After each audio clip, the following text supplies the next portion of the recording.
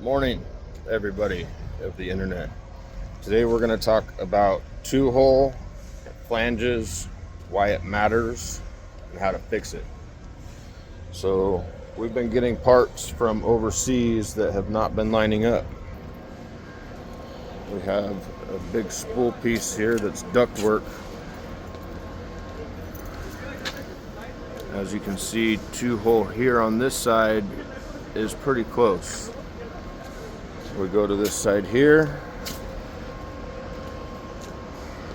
and we're pretty far out of whack.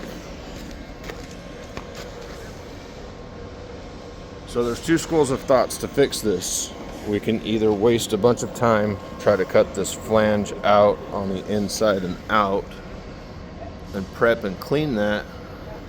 But what we're going to do is split it at this weld here, and that'll be easier to fit back up with the longer can. So what we need to do is get this side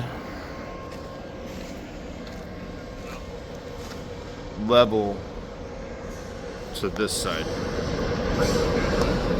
and then we should be good to go. So we'll post a video as we get through this.